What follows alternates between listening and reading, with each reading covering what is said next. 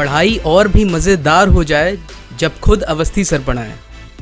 उनसे जुड़ने के लिए उनके चैनल को सब्सक्राइब करें और बेल आइकन को दबाएं उनके लेक्चर्स को सबसे पहले देखने के लिए।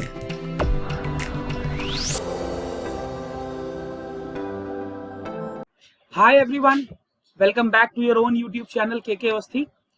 आज के सेशन में बच्चों हम लोग देखेंगे कि हम कैसे ट्रांसफर फंक्शन के थ्रू स्टेट इक्वेशंस लिख सकते हैं। We were going through the state space analysis, जहां पर हमने ट्रांसफर फंक्शन से ब्लॉक डायग्राम बनाना सीख लिया है इन द प्रीवियस लेक्चर। ये लेक्चर उसी लेक्चर के आगे का कंटिन्यूएशन है। अभी हम डिफरेंशियल इक्वेशन से भी स्टेट इक्वेशंस लिखना जानते हैं। डिफरेंशियल इक्वेशन से स्टेट इक्वेशन लिखने के लिए मैंने वो आपको x1 डॉट x2 डॉट वाला मेथड ऑलरेडी बता दिया है। अभी ये फाइनल स्टेज है। अभी क्या है, आपको जो पूरा फुल मार्क्स का क्वेश्चन मिलता है उसमें हो सकता है आपको डिफरेंशियल इक्वेशन दी हो और आपसे फाइनली ट्रांसफर फंक्शन पूछ लें, ब्लॉक डायग्राम पूछ लें और स्टेट ट्रांजिशन इक्वेशंस पूछ लें। ठीक है ना। तो ये तीनों लेक्चर कंबाइन करके 10 नंबर का क्वेश्चन बन सकता है और 5 नंबर का भी अलग से बन सकता है। ठीक है ना। तो अल्टीमेटली मेरे को फाइनली स्टेट ट्रांजिशन इक्वेशन ही लिखनी है, तो इसमें ऑब्वियसली मेरे को ब्लॉक डायग्राम का इस्तेमाल करना पड़ेगा। अच्छा, 2-3 कंडीशंस इसमें बनती हैं, मैं आपको सभी कंडीशंस बताऊंगा। तो सबसे पहले तो एक ट्रांसफर फंक्शन कंसिडर करते हैं जिसकी मेरे को इक्वेशन लिखनी होगी। मान लेते हैं YS अपॉन RS, ये मेरा ट्रांसफर फंक्शन है एंड इसका वैल्यू है s square plus 4s plus 3, right. ठीक है ना। तो सबसे पहला स्टेप क्या करना है, अगर मुझे स्टेट ट्रांजिशन इक्वेशन लिखनी है तो सबसे पहले इसका ब्लॉक डायग्राम बनाना है। ठीक है ना। ब्लॉक डायग्राम बनाने के लिए मुझे सबसे पहले तो पावर देखनी है। पावर में मेरे को हाईएस्ट 2 दिख रहा है, तो भाई मेरे को 2 इंटीग्रेशन बना लेने हैं, राइट। मैंने 2 इंटीग्रल्स बना लिए। This is RS input, this is output YS। ठीक है ना। आई एम श्योर अभी तक अब आप लोग इतना सीख गए हो कि कैसे बनाना है, राइट। आपको एक बेसिक आइडिया दे देता हूं कैसे बनाना था। s square YS plus 4s YS plus 3YS is equal to RS। I am sure अब आपको याद आ गया होगा कैसे करना है। s square YS is equal to RS minus 4s YS minus 3YS। Yes. अच्छा, अगर ये YS है तो ये मेरा s इंटू YS हो गया और ये मेरा s स्क्वायर इंटू YS हो गया। ये हम पुराने लेक्चर्स में करके आए हैं, तो आई एम श्योर इसमें आपको कोई डाउट नहीं होना चाहिए, राइट। तो मेरे को क्या करना है, RS के साथ मेरे 2 टर्म्स आएंगे। एक मेरा आएगा माइनस 3YS, तो भाई माइनस 3 का ब्लॉक यहां से ले लें। अच्छा, एक चीज और, कुछ बच्चों ने मुझे कमेंट करके बोला था कि सर ये और बुकों में यहाँ पर +3 बना हुआ है, आप -3 बना रहे हो। उन बुकों में भी सही बना है, मैंने भी सही बताया है। दोनों में बहुत बेसिक सा डिफरेंस है। अगर आप यहाँ पर प्लस कर रहे हो तो आप यहाँ माइनस लगा दो। ठीक है ना। तो मैं वहां पर माइनस नहीं लगा रहा, मैं यहाँ माइनस लगा रहा हूँ। ठीक है ना। तो कुछ अलग नहीं है, इसीलिए कंफ्यूज नहीं होना है, राइट है। और यहाँ पे मैं क्या कर दूं, -4, ये मैंने लगा दिया -4। अभी मैंने -4 लगाया है तो मैं समर लगा रहा हूं यहाँ पर। ठीक है ना। तो इसको लेके भाई कंफ्यूज नहीं होना है, किसी को भी कंफ्यूज नहीं होना है। ओके। अब एक बेसिक रूल इसको नोट कर लो कहीं पर। State is always written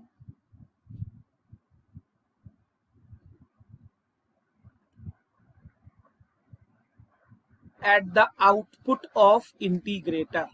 okay. ध्यान रखेंगे, बहुत ज्यादा ध्यान रखेंगे। इसमें बहुत से बच्चे गलती करते हैं। ठीक है ना। चलो अभी देखो इसको कैसे कर सकते हैं। अब यहां पर कंफ्यूजन आता है कि सर x1 को कहां लें, x2 को कहां लें। ठीक है ना। ये बहुत बेसिक कंफ्यूजन है, सभी को होता है, इसमें कोई प्रॉब्लम नहीं। तो मैं आपको दोनों तरीके से बताता हूं। ठीक है ना। पहले मैं आपको वो तरीका बता रहा हूं जो पॉपुलर है, जिसपे नॉर्मली आपको आंसर नंबर मिलना है। ठीक है ना, हमेशा यहां पर x1 रखोगे, हमेशा, ठीक है ना, आंसर पे कोई फर्क नहीं आएगा। अभी मैं आपको इसी क्वेश्चन में ट्रिक भी बताऊंगा। अगर यहां पर x1 है तो ऑब्वियसली यहां पर x1 डॉट यानी कि डिफरेंशिएशन होगा। आप देख रहे हो यहां पर इंटीग्रेटर लगा है, तो डिफरेंशिएशन वाला टर्म जब इंटीग्रेट होगा तो मेरे को प्रॉपर वैल्यू मिल जाएगी, करेक्ट है। दूसरी चीज मैंने क्या बोला, हमेशा स्टेट आपको इंटीग्रेटर के आउटपुट पे देना है, तो भाई यहां मेरे को x2 देना पड़ेगा। अगर यहां x2 दे रहा हूं तो यहां पर ऑटोमेटिकली x2 बार आ जाएगा। आई एम श्योर, कोई दिक्कत नहीं है, कोई भी दिक्कत नहीं है किसी को, यस। चलो अब देखते हैं कौन कौन सी वैल्यू किस पर डिपेंड कर रही है, कौन कौन सी वैल्यू किस पे डिपेंड कर रही है। अब उसके लिए बेटा आपको ये ध्यान रखना पड़ेगा, अगर आपने पुराना लेक्चर देखा होगा, जस्ट अ सेकेंड, हम इक्वेशन हमेशा x1 और x2 डॉट ऐसे लिखते हैं, ठीक है ना, हमेशा ऐसे ही लिखते हैं। तो ठीक है सर, लिखते हैं, कैसे करते हैं, x1 dot, this is x1 dot, x1 dot किस पे डिपेंड कर रहा है, आप देखो x1 डॉट तो केवल x2 पे डिपेंड कर रहा है भाई, x1 डॉट तो केवल x2 पे डिपेंड कर रहा है, तो यहां लिख दो 1 इंटू x2, x1 पे तो डिपेंड ही नहीं कर रहा, तो यहां लिख दिया 0 इंटू x1, राइट है, कोई प्रॉब्लम नहीं है, क्लियर है ये बात। अच्छा, क्या ये इनपुट पे डिपेंड कर रहा है, क्या x1 डॉट आपको कहीं से इनपुट पे डिपेंड करता दिख रहा है, नहीं सर, इनपुट पे भी नहीं डिपेंड कर रहा, तो कोई बात नहीं सर, यहां पर 0 इंटू इनपुट, इनपुट मैंने पहले भी बताया था, u से भी लिख सकते हो, r से भी लिख सकते हो, ठीक है ना, इनपुट पे डिपेंड नहीं कर रहा। x2 बार देखते हैं कैसा है, x2 बार किस पे डिपेंड कर रहा है, ध्यान से देखो, x2 बार डिपेंड कर रहा है -3 इंटू x1 पे, ठीक है ना, -4 इंटू x2 पे, और ये इनपुट पे डिपेंड कर रहा है, तो क्या लिखूंगा, -3 into x1 -4 into x2 plus 1 into input कर रहा है सर, ये तो डिपेंड कर रहा है, राइट। तीसरी चीज मैंने आपको और बताई थी, जो बहुत से बच्चे कंफ्यूज करते हैं, आपको नहीं करना है, आउटपुट का इक्वेशन भी लिखना है, ठीक है ना, मेरे को आउटपुट का इक्वेशन भी लिखना है।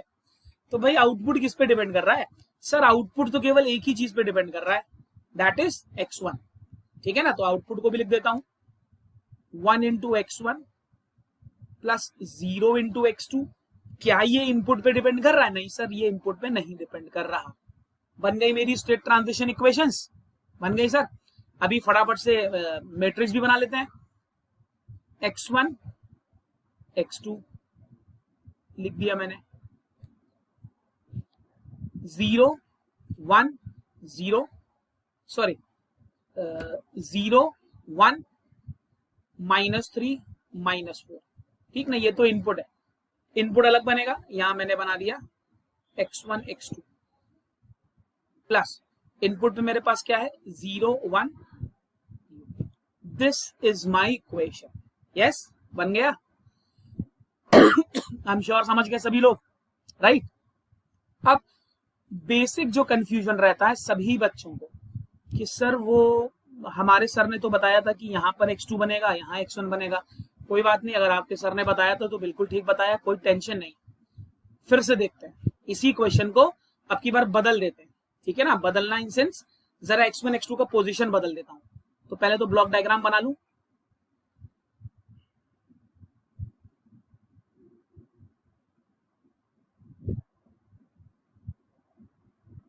ओके, करेक्ट है, ये YS है और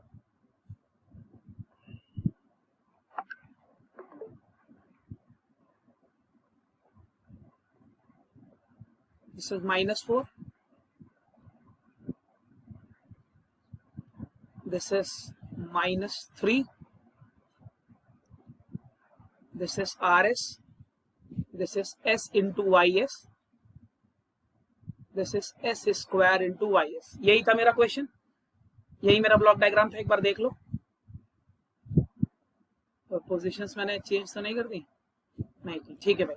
अभी देखो, पहले मैंने यहां पर x1 माना था, देखो लॉजिक यही है, स्टेट हमेशा आउटपुट पे रहेगा इंटीग्रेटर के, तो चलो यहां पर x2 ले लेते हैं, ठीक है ना। अगर यहाँ x2 ले लेंगे तो यहाँ x2 डॉट आ जाएगा, यहां पर x1 ले लेते हैं, अगर यहाँ x1 ले लेंगे तो यहाँ x1 डॉट आ जाएगा, राइट। कोई टेंशन नहीं है, आई गेस किसी को कोई प्रॉब्लम नहीं होनी चाहिए इसमें। अभी फिर से इक्वेशन लिखते हैं, just right the equation.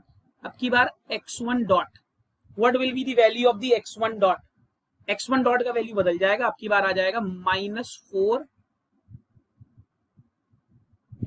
x1, right, -4 into x1 -3 into x2, ठीक। मैं लिख रहा हूं x1 dot plus 1 into you. भाई देखो x1 डॉट इनपुट से कनेक्टेड है, ठीक है ना, x2 डॉट कर लो। x2 डॉट का वैल्यू कितना आएगा, x2 डॉट का वैल्यू x1 पे डिपेंड कर रहा है, तो यहां पे मैंने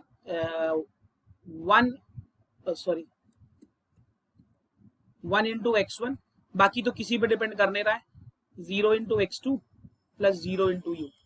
आउटपुट किस पे डिपेंड कर रहा है, आउटपुट बेटा आपकी बार 0 into x1 plus 1 into x2 plus 0 into u, ठीक। बना लेते हैं matrix, x1 dot x2 dot is equal to -4 -3 1 0 x1 x2 plus 1 0 u, ठीक। ऐसे ही y का भी बना लोगे, y is 0 1 x1 x2 0 into u, ठीक। अब जरा ध्यान से देखो, बहुत ध्यान से, मैं केवल इस मैट्रिक्स को उठा रहा हूं, -4 -3 1 0, ठीक है ना, -4 -3 1 0, और अपने पुराने आंसर के पास लिख रहा हूं -4 -3 1 0, यही है, यही आया मेरा, कोई दिक्कत नहीं। अभी जरा देखो, अभी उन बच्चों के लिए जो कंफ्यूज हैं कि सर x1 इधर लेना है x2, कोई फर्क नहीं पड़ता, कोई फर्क नहीं पड़ता। ऐसा करो, इसको 90 डिग्री घुमा दो, इस मैट्रिक्स को 90 डिग्री टर्न कर दो, 90 डिग्री टर्न कर दोगे तो देखो क्या बनेगा, जो -3 था वो यहां आ जाएगा, जो 0 है वो यहां आ जाएगा, जो 1 है वो यहां आ जाएगा, जो -4 है वो यहां आ जाएगा, आ जाएगा, आ जाएगा। 90 डिग्री टर्न किया मैंने, मतलब इसको यहां, इसको यहां, इसको यहां, इसको यहां कर सकता हूं, कोई दिक्कत नहीं। अभी इसको फिर से 90 डिग्री टर्न कर दो, अभी इसको फिर से 90 डिग्री टर्न कर दो, अभी देखो क्या आ रहा है, -4 यहां आ जाएगा, -3 यहां आ जाएगा, 0 यहां आ जाएगा, 1 यहां आ जाएगा। अब भाई जरा इन दोनों मैट्रिक्स को कंपेयर कर लो, एक ही आ रही है, एक ही मैट्रिक्स आ रही है, यस, तो कोई टेंशन नहीं है, ठीक है ना। ये गेट में क्वेश्चन बहुत आता है, गेट में ऐसा क्वेश्चन बहुत आता है, आप बेसिक लॉजिक से लगाते हो और आंसर ही नहीं मैच करता, आपको ऑप्शन ही नहीं मिलता, ठीक है ना, तो कोई टेंशन नहीं है। आई होप ये ट्रिक समझ में आ गई। अब एक चीज और देख लो, क्या जरूरी है मैं इसको ऐसे ही बनाऊं, क्या जरूरी है इसको ऐसे ही बनाऊं, नहीं नहीं सर जरूरी नहीं है, इसको फैक्टराइज भी कर सकता हूं, 1/s plus what will be the factor, 1/s plus 1s plus 3, ठीक है सर ऐसे कर लेते हैं। अभी इसको कैस्केड करके बना लेते हैं, मैंने आपको ब्लॉक डायग्राम बनाना बताया है, बिल्कुल बना सकते हैं। इसको पार्शियल फ्रैक्शन करके ऐड करके भी बना सकते हैं, वो भी मैंने आपको ब्लॉक डायग्राम बनाया है। देखो अगर आप एक बार ब्लॉक डायग्राम पे पहुंच गए, ठीक है ना, तो फिर ट्रांजिशन मैट्रिक्स आसान हो गई, राइट। तो आई एम श्योर आपको ये लॉजिक समझ में आ गया है, यस। चलो ठीक है, अभी कल के लेक्चर में हम सिग्नल फ्लो ग्राफ से ट्रांजिशन इक्वेशन देखेंगे अगले लेक्चर में। Till then stay healthy, stay safe and don't forget to subscribe the channel if you have not subscribed it yet. अभी डेली लेक्चर आएंगे, थैंक यू।